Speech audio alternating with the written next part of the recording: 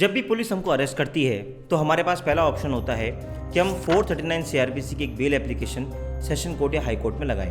वहाँ से अगर बेल मिलती है तो ठीक, नहीं मिलती है तो खारिज हो जाती है और अल्टीमेटली हम सुप्रीम कोर्ट पहुँचते हैं। सवाल एक उठता है कि जब सेशन कोर्ट या हाई कोर्ट हमको बेल देती है तो क्या वो ये बेल दे सकती है कि वो कुछ दिनों के लिए हमारे पास रहे। यानी फॉर एग्जाम्पल बेल तो मिल गई लेकिन ये कंडीशन डाल दी हम आपको 45 दिन की बेल दे रहे हैं, उसके बाद आपको बेल नहीं मिलेगी, आपको वापस सरेंडर करना पड़ेगा।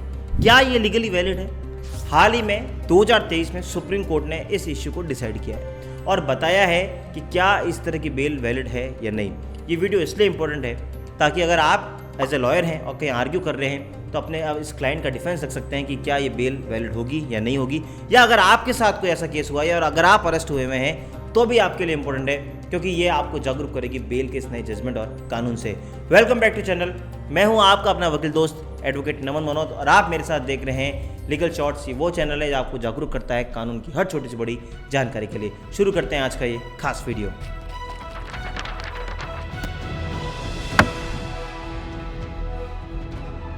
नमस्कार दोस्तों, वीडियो शुरू करने से पहले एक जरूरी अनाउंसमेंट। अगर आपके जीवन में कोई कानूनी समस्या है तो नीचे लिंक दे रहा हूं, उस लिंक पर क्लिक कर आप घर बैठे अपनी समस्या का समाधान पा सकते हैं। और आपको हमारा एक कंटेंट पसंद आ रहा है तो प्लीज़ सब्सक्राइब कर लीजिए चैनल को और बेल आइकन दबा दीजिए ताकि आपको ऐसे वीडियो घर बैठे मिलते रहे। खैर, हम आज बात कर रहे हैं जमानत के एक नए जजमेंट पे, नए कानून पर जो हाल ही में 2023 में honourable supreme court of India ने दिया है। Manoranjan Raut versus state of Orissa 2023 supreme court. Judgement का नाम है, नीचे लिंक दे रहा हूं, आप चाहें तो पूरा पढ़ सकते हैं। इस केस में एलिगेशन एक्यूज पे यह था कि उसने एनडीपीएस एक्ट का वायलेशन किया है, यानी उसने कुछ ऐसे कॉन्ट्राबैंड जो कि प्रोहिबिटेड हैं उसका उसने पोजीशन रखा और उसको ट्रांसपोर्ट किया। अल्टीमेटली जब उस पर एनडीपीएस की एफआईआर होती है वो पहुंचता है सेशन कोर्ट में। सेशन कोर्ट उसकी बेल एप्लीकेशन को खारिज कर देता है। वो पहुंचता है हाई कोर्ट में। हाई कोर्ट में जब वो एनडीपीएस की अपनी बेल एप्लीकेशन पे आर्ग्यू कर रहा होता है तो वो ये कोर्ट को शो करता है कि इतना लंबा समय हो गया है, नीचे ट्रायल प्रोसीड नहीं हो रही है, अभी तक गवाही एग्जामिन नहीं हुए हैं, तो मुझे बेल का लाभ दिया जाए। लेकिन हाई कोर्ट उसकी बेल को खारिज कर देती है। हाई कोर्ट बेल खारिज करते हुए ट्रायल कोर्ट को डायरेक्शन देती है कि आगे इतने महीने में आपको ये ट्रायल कंप्लीट करनी है और आपको प्रोसीड करना है ताकि इसके कोई भी राइट्स का वायलेशन नहीं हो। अनफॉर्चुनेटली ट्रायल कोर्ट उस हाई कोर्ट के डायरेक्शन को फॉलो नहीं करती है और अपने ट्रायल को आगे प्रोसीड नहीं करा पाती। वो एक्यूज्ड वापस पहुंचता है हाई कोर्ट। हाई कोर्ट पहुंचकर वो ये कहता है कि जब आप मेरी पहली बेल एप्लीकेशन डिसमिस हुई थी तो आपने ट्रायल कोर्ट को एक डायरेक्शन दी थी, लेकिन ट्रायल कोर्ट ने वो डायरेक्शन फॉलो नहीं करी और आज भी इतने ही विटनेस हुए हैं, कई सारे विटनेस बाकी हैं, ऐसे तो मैं कई सालों तक जेल में रह जाऊंगा। हाई कोर्ट उसकी बात को एग्री कर लेती है और कहती है कि यस, आपका केस अच्छा है तो हम आपको आज बेल ग्रांट कर रहे हैं। लेकिन जब वो बेल ग्रांट करती है हाई कोर्ट तो एक कंडीशन डालती है कि आपको बेल तो मिलेगी लेकिन ये बेल कहलाएगी इंटरिम बेल फॉर 45 डेज और उस बेल एप्लीकेशन को डिस्पोज कर देती है। यानी सिंपल शब्दों में उसको ये कहती है कि आप 45 दिन तक जेल से बाहर रहेंगे, उसके बाद आप वापस सरेंडर करना होगा।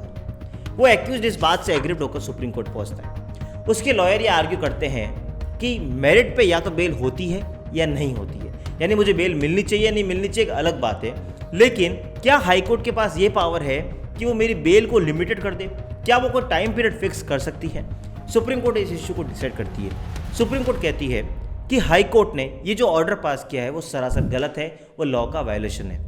अगर आपको इंटरिम बेल देनी थी तो आप उस बेल को पेंडिंग रखते ताकि उसको आप आगे फर्दर और डिसाइड कर सको, और अगर आपने उस बेल एप्लीकेशन को डिस्पोज कर दिया यानी डिसाइड ही कर दिया है तो आपके पास दो ऑप्शन थे कि या तो आप बेल लेते या बेल डिसमिस करते। लेकिन ये जो तीसरा ऑप्शन आप लेकर आए हैं कि आपने बेल तो ली है वो पर लिमिटेड पीरियड के लिए ली है, वो बिल्कुल गलत है। यानी बेल जब आप देते हैं तो वो परमानेंट होती है, कोई भी टाइम पीरियड फिक्स उसमें नहीं कर सकती। सुप्रीम कोर्ट ने इस बात को और नोट किया कि आजकल इस देश की हाई कोर्ट्स में नया ट्रेंड है कि वो एक फिक्स टाइम पीरियड के लिए बेल देते हैं, जो कि सरासर गलत है। अगर आपको बेल मिल रही है तो उसमें टाइम पीरियड फिक्स नहीं कर सकते। अगर ये आपकी मेन बेल एप्लीकेशन है यानी इंटरिम बेल नहीं है तो आपका किसी भी तरह का टाइम पीरियड फिक्स नहीं हो सकता। सुप्रीम कोर्ट ने इस बात को क्लियर कर दिया। और अगर हाई कोर्ट ऐसा टाइम पीरियड लगाती है तो वो एक एक्यूज्ड के आर्टिकल 21 जो कहता है राइट टू लाइफ, उसका वायलेशन है, जो कि सरासर गलत है। फाइनली सुप्रीम कोर्ट ने हाई कोर्ट की उस बेल एप्लीकेशन को सेटिस्फाइड किया और उस 21 को परमानेंट बेल ग्रांट कर दी और कहा कि आपको हम बेल देते हैं, ये जो कंडीशन थी उसको हम हटाते हैं, आपको सरेंडर करने की जरूरत नहीं है। दोस्तों, अगर आप एज ए लॉयर कहीं आर्ग्यू कर रहे हैं और अगर आपको लगता है कि हाई कोर्ट या सेशन कोर्ट ऐसी कंडीशन लगा रही है, तो आप ये मनोरंजन राउत का जजमेंट देकर आप आर्ग्यू कर सकते हैं कि ऐसा टाइम पीरियड मेरे पे नहीं लगा सकते। या अगर आप एक्यूज्ड है, आपको ऐसा लगता है कि आपके केस में कोर्ट ने एक टाइम पीरियड डाला है, तो अभी आप जजमेंट यूज़ कर सकते हैं। मुझे पूरी उम्मीद है आपको ये वीडियो पसंद आया होगा।